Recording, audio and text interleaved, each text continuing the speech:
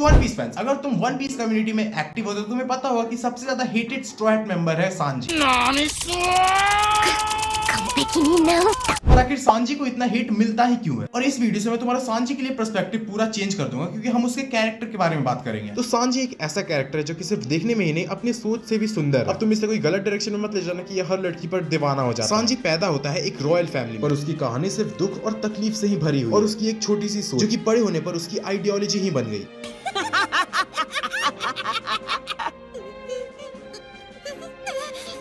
तो Sanji जर्मा kingdom का Prince था और विंस्मोक जज का बेटा। पर जज के लिए सांजी कोई बेटा नहीं, सिर्फ और सिर्फ एक एक्सपेरिमेंट ही था। सांजी के चारों भाई बहन जेनेटिकली मॉडिफाइड थे और बिल्कुल वैसे थे जिस तरह जज उन्हें बनाना चाहता था। वो बचपन से ही एक सुपर ह्यूमन बन चुके थे, लेकिन सांजी अब भी एक नॉर्मल इंसान था। सांजी के दिल में अब भी ह्यूमन फीलिंग्स बचा था, और यही चीज जज के लिए सबसे बड़ा डिसअपॉइंटमेंट बन जाता है।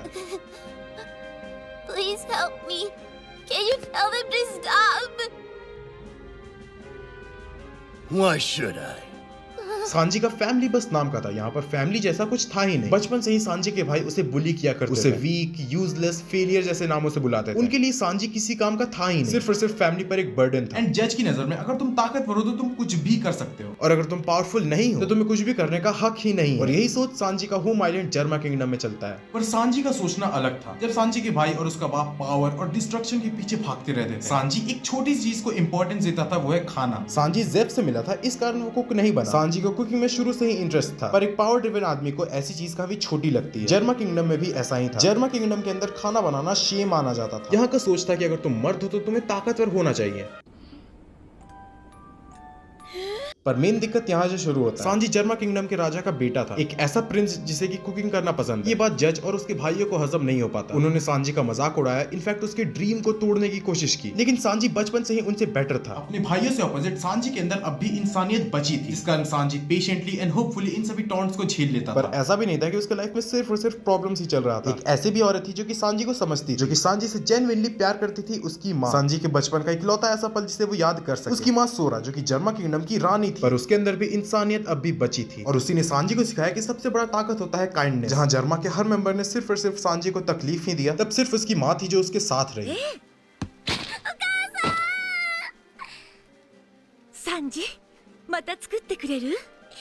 सांजी के अंदर जो कुकिंग का शौक आया था वो सिर्फ एक पैशन नहीं था, वो सिर्फ एक तरीका था अपनी माँ को खुश रखने का। सांजी अपने माँ के लिए खाना बनाया करता था, पर बाकियों ने इस प्योर इमोशन का भी सिर्फ मजाक ही उड़ाया। पर उसकी माँ को सांजी का बनाया खाना काफी पसंद था, जिस कारण सांजी ऐसे टॉन्ट्स जिंदगी भर भी झेल सकता था। जब तक उसकी माँ खुश थी, उसे इससे ज्यादा और कुछ नहीं चाहिए। पर सांजी के लिए जो इकलौता जगह था जहाँ की वो पूरी दुनिया की टेंशन को छोड़कर अच्छे से हंस सके, वो भी सांजी से छिन गया।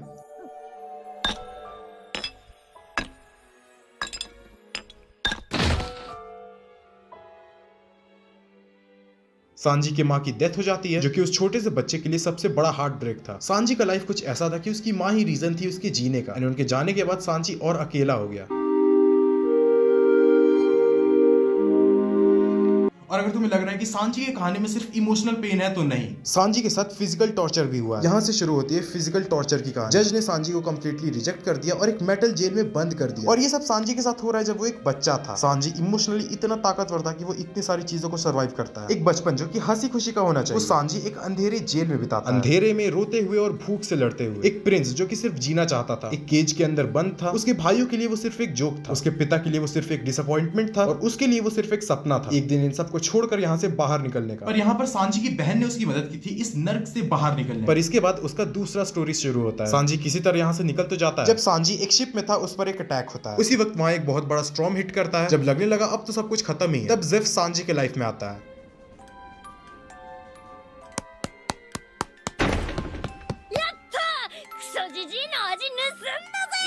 जेफ जो कि एक डेंजरस पायरेट था, उसने सांजी की जान बचा ली, लेकिन उसके बदले जेफ ने उससे कुछ नहीं मांगा। और यही मोमेंट सांजी के आइडियोलॉजीज को चेंज कर देता है। सांजी का थिंकिंग और भी ज्यादा स्ट्रॉन्ग हो जाता है। एक सच्चा इंसान वही होता है जो दूसरों की मदद करे बिना किसी लालच के। पर वो लोग एक छोटे से चट्टान के ऊपर फंस जाते हैं, चारों तरफ समुद्र, और वो वहां से कहीं जा नहीं सकते। अब उन्हें इंतजार करना था किसी के आने का। उनके पास फूड भी लिमिटेड ही था। जेफ खुद के लिए एक बड़ा सा बैग रखता है, सांजी को खाने का एक छोटा सा बैग दे देता है। सांजी इस पर गुस्सा तो होता है, पर वो बेचारा कुछ नहीं कर सकता, इसलिए चट्टान के दूसरे साइड चला जाता है। और वहां पर दिन बीतते जा रहे थे। सांजी सांजी का खाना धीरे धीरे खत्म होता जा रहा था। ऐसे ही करते करते 47 डेज बीत चुके थे। सांजी का खाना काफी पहले ही खत्म हो चुका था और यही वो मोमेंट था जब सांजी को रियलाइज होता है कि जिंदगी में सबसे ज्यादा इंपॉर्टेंट है खाना। इस मोमेंट तक सांजी अंदर से इतना ज्यादा टूट चुका था कि अगर अभी उसे कोई वापस जर्मा किंगडम में जाने बोले तो वो वहां भी चला जाएगा। उसका भूख वो बर्दाश्त कर ही नहीं पा रहा। तभी सांजी सोचता है कि जेफ के पास एक बड़ा बैग था खाने का, उसके पास जाकर उसका खाना लूट कर खा जाएगा। इस मोमेंट तक सांजी हंगर में इतना ज्यादा पागल हो चुका था, उसे अपने मोरल्स, आइडियल्स या फिर काइंडनेस, इन सभी चीजों के बारे में सांजी भूल चुका था। सांजी जब जेफ के बैग को फाड़ कर देखता है तो वहां पर सिर्फ ट्रेजर मिलता है और यही वो मोमेंट था जब सांजी जिंदगी भर के लिए जेफ का कर्जदार बन जाता है। एक्चुअली इनके पास जितना भी खाना था जेफ ने उन्हें सांजी को दे दिया था। भूख के मारे पूरा सूख चुका था। अब यहाँ पर एनीमे और मांगा में काफी सारे चेंजेस भी हुए, जैसे कि एनीमे में हमें बताया गया है कि जेफ पैर कट जाते हैं सांजी को बचाने में, पर एक्चुअली मांगा में हम देखते हैं कि जेफ इतने दिनों से अपने पैर को ही खाकर जिंदा था। इसी के बाद हम एनीमे में देखते हैं कि इन्हें रेस्क्यू कर लिया जाता है, पर मांगा में ऐसा नहीं होता। मांगा में ये दोनों यहाँ पर टोटल 85 डेज तक फंसे रहते हैं, जो कि एनीमे में चेंज कर दिया गया। पर यही सैक्रिफाइस सांजी की जिंदगी के लिए एक नया रूल बन जाता है।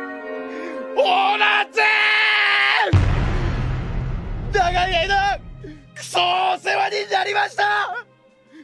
このご恩は一生忘れません。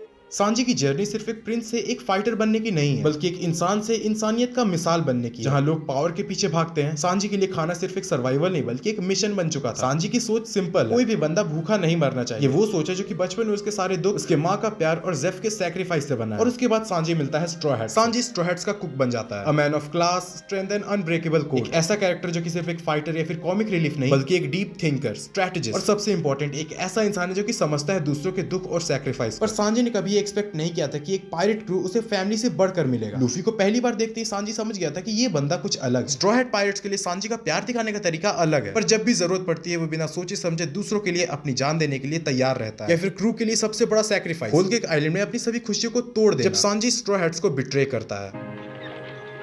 I'm staying right here and I'm not moving an inch! I'm gonna keep waiting for you to come back! And if you leave me here, I'll just starve to death! You're my chef! No one else can take your place! One Piece का सबसे emotional and heart breaking movement जब Sanji ने Luffy को मारा था। Fans के लिए ये काफी शॉकिंग था। सांजी को ऑलरेडी काफी हेट मिलता था, पर इसके बाद से ही कुछ लोग सांजी को मिसअंडरस्टैंड कर लेते हैं। तुम्हें पहले सांजी के माइंडसेट को समझना चाहिए। होल केक आइलैंड में सांजी का परिवार, जिसने कभी उससे परिवार के साथ बर्ताव तो नहीं किया, पर जज बिग मॉम के साथ एक अच्छा रिलेशन बनाने के लिए, ताकि उनका आर्मी और भी ज्यादा स्ट्रॉन्ग हो पाए, सांजी और बिग मॉम की बेटी पुडिंग की शादी करवाने का सोचता है। और यहाँ पर सांजी के हाथ बंध चुके थे। अगर वो फैमिली को छोड़कर जाता तो जर्मा किंगडम एंड बिग मॉम के डायरेक्ट टारगेट स्ट्रॉ हैट्स बनते हैं। सांजी यहाँ पर चाह कर भी कुछ नहीं कर पाया। सांजी ने लूफी को मारकर उसे बताया कि वो स्ट्रॉ हैट का मेंबर नहीं, उसका स्ट्रॉ हैट से कोई कनेक्शन नहीं है, ताकि लूफी वहां से सेफली चला जाए। पर लूफी वहां खड़ा रहा, भूखा प्यासा, सिर्फ एक बात बोलने के लिए कि मैं यहां से बिना सांजी को लिए नहीं जाऊंगा। Luffy most of the time तो स्टूपिड एक्ट करता है, बट सीरियस सिचुएशन को समझना लूफी अच्छे से जानता है। लूफी को पता था यहाँ पर जो एक्चुअल में हर्ट हो रहा है वो सांजी था। मुझे अब भी याद है वन पीस के इस मोमेंट में मैं भी इमोशनल हो गया था, जब लूफी चिल्लाता है I can't become king of the pirates without you, and Sanji दूसरी तरफ से रो रहा था। No matter what! I need you on my crew, Sanji! Without you! Without you! I'll never be king of the pirates! अब बात करते हैं Sanji and women's की। अब सबको यही लगता है कि सांजी एक पर्वर्ट कैरेक्टर है जो कि हर औरत से फ्लर्ट करता रहता है। सबसे पहले तो नहीं, ऐसा नहीं। सांजी सिर्फ सुंदर औरतों से फ्लर्ट करता है, ना कि हर औरत। वाटर 7 की मरमेड तो तुम्हें याद ही होगी। I know. Now say पर सांजी फ्लर्ट के साथ साथ वुमेन्स की जेन्युइन रिस्पेक्ट करता है, और ऐसे हम कई मूवमेंट्स देखते हैं, भले ही वुमेन अपोनेंट ही क्यों ना हो। सांजी किसी भी वुमेन पर हाथ नहीं उठाता, और इसका हमने कई सारा एग्जांपल भी देखा है, जैसे वाटर 7 से खलीफा या फिर वानो से ब्लैक मारिया। और सांजी का ये थॉट प्रोसेस आता है उसके चाइल्डहुड। उसकी माँ उसके लिए एक एंजल। वुमेन्स की रिस्पेक्ट करना वो अपनी माँ से सीखता है। और सांजी का पास्ट जिसने उसे सिखाया कि स्ट्रेंथ मतलब सिर्फ लड़ना नहीं होता, बल्कि अपने वैल्यूज पर बने रहना होता है। तो इसलिए सांजी मेरा one of the most favourite character है। और अगर तुम अब भी सांजी को हिट करते हो या फिर तुम्हारा अलग ओपिनियन है, कमेंट्स में बताना आखिर ऐसा है कि। एंड जाने से पहले वीडियो को लाइक एंड चैनल को सब्सक्राइब भी कर ही देना।